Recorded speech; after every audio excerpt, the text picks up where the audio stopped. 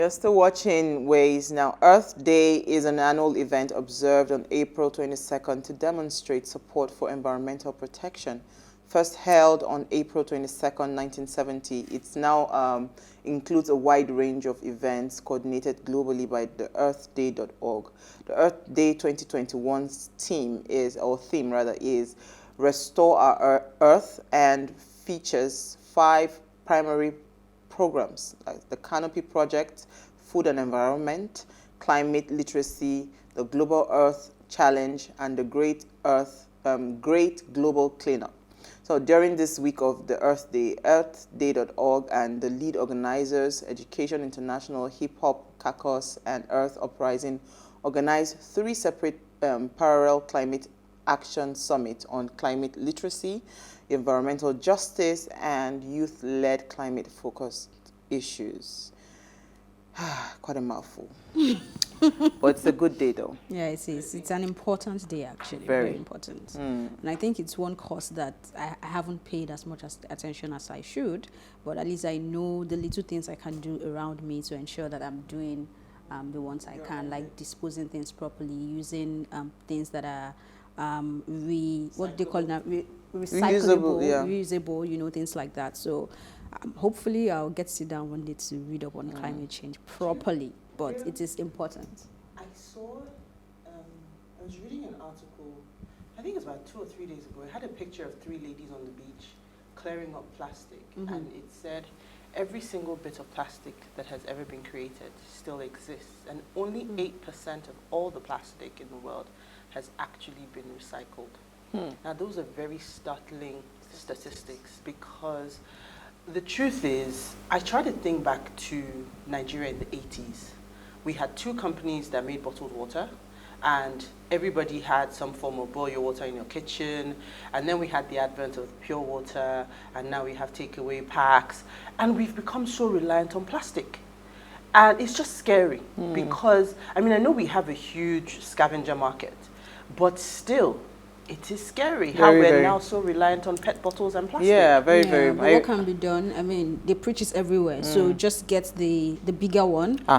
And did I tell you what happened to me in Paris? What? When I went to France, Nigeria, I went to a shop, and my sister was not with me. So I went to this, and you know, me, my French is small. So by the time I finished, now the lady was looking at me, because everybody that entered that store, they pick just one item, they go. See me with load. They were now looking at, madam, no bag.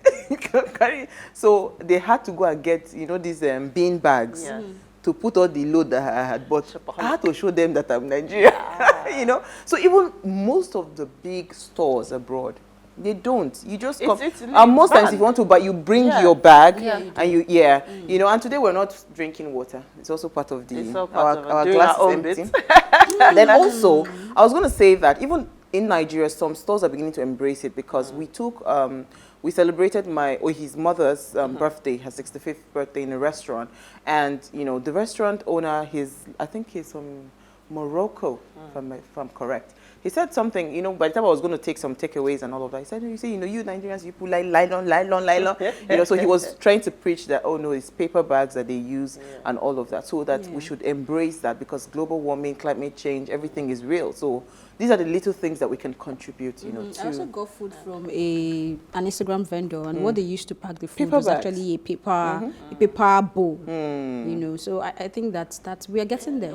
Everyone has to do their bit, because I know, obviously, paper is a lot better, but then, you know, there's also the issue with trees making paper. So the idea is for you to bring your own bags, how do they produce those bags we're bringing?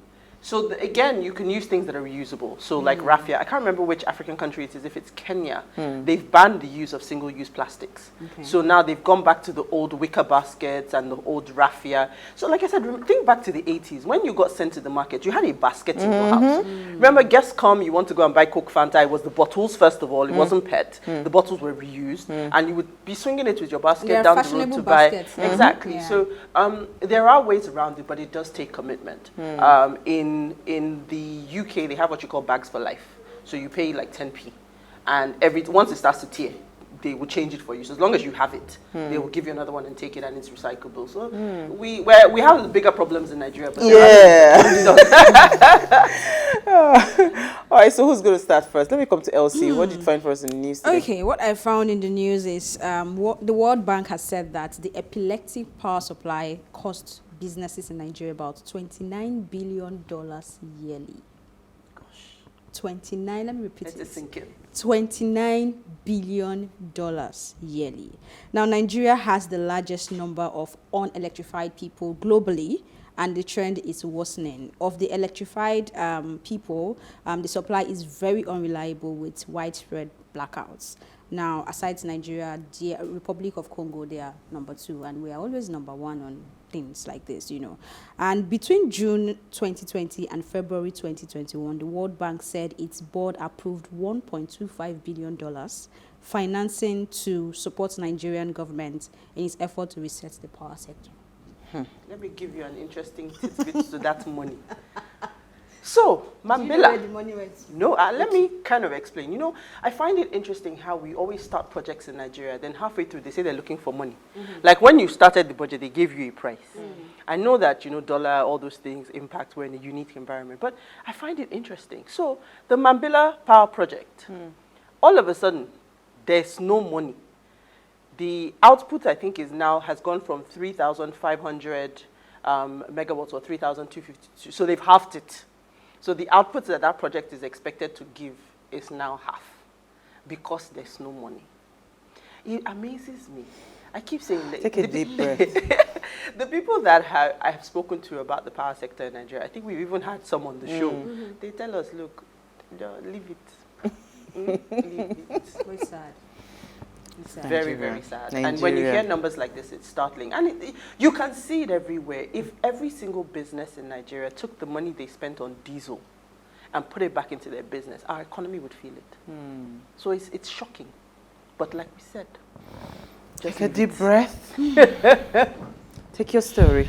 Okay, so I take this story today because of what we are discussing, but it's a very un-Uti-like story. Very, very un-Uti. When we saw it. Yeah, very un-Uti-like. There's nothing that concerns me with the sport of football, but you know. Yeah. It says, so Kano Pillars chairman reveals how Super Eagles star Ahmed Musa will travel for away matches. So if you are a sports fan or you've been listening to the news, I believe it's the last 2 days. I can't remember if it was yesterday I heard it or today even. No, it must be yesterday.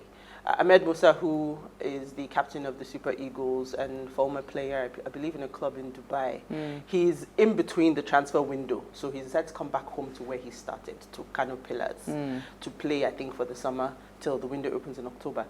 And, of course, this is somebody who was earning $650,000 a month. He come back to Nigeria. He's driving, according to the blogs, 120 million naira G-Wagon in Kano.